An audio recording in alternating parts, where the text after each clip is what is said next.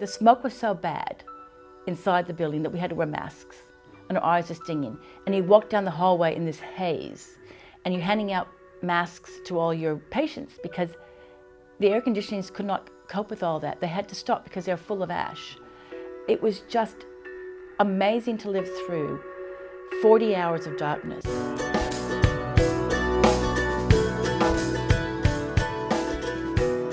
The bushfire had been burning prior to New Year's Eve, but the New Year's Eve fire changed overnight, and it went from a watch and act to just emergency warning so quickly, from traveling 10, 20 kilometers an hour to almost 50, and it did become a firestorm, and it hit them with such surprise, and it just ripped through the valley. So many houses were damaged, so many people were stuck where they were living or trying to escape the fire. And it was just, as people described it, it was like fire bombs coming into land and landing on the property. It was pretty scary. So I was on a night shift on the morning of New Year's Eve.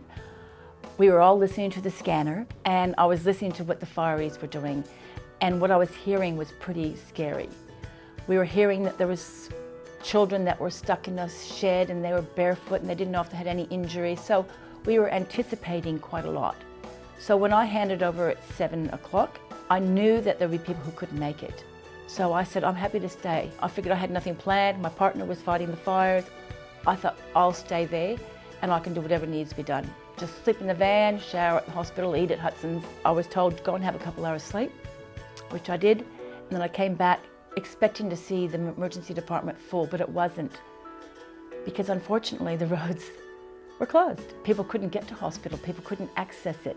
So we had emergency equipment that was coming, couldn't get it.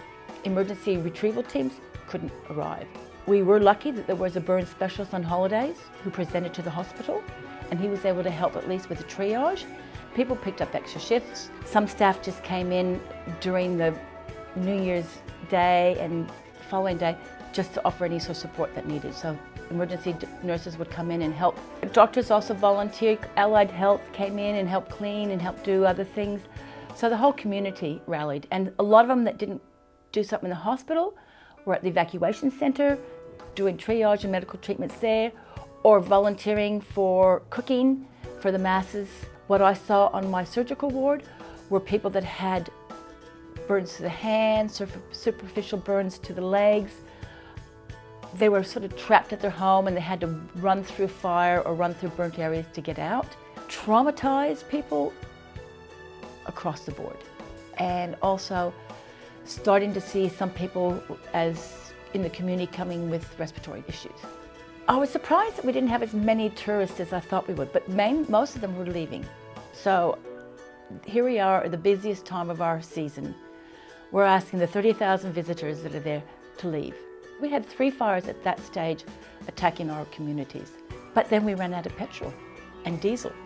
So then we had to have 30,000 people trying to leave, and then we had to find ration fuel. People were panic buying, and a trip that normally takes you 2 hours to get from Merimbula to Cooma was taking 6 and 7 hours. It was bumper to bumper traffic. And then after that, the 4th of January, so we're only talking 3 days after New Year's Eve, we had another major day. And we then evacuated the townships of Eden, Bermagui. We evacuated a lot of areas to Merimbula and Bega. Amazing feat for a community to do so quickly. We were at capacity a few times, absolutely. So the first 2 weeks was pretty difficult because it was just us filling it in.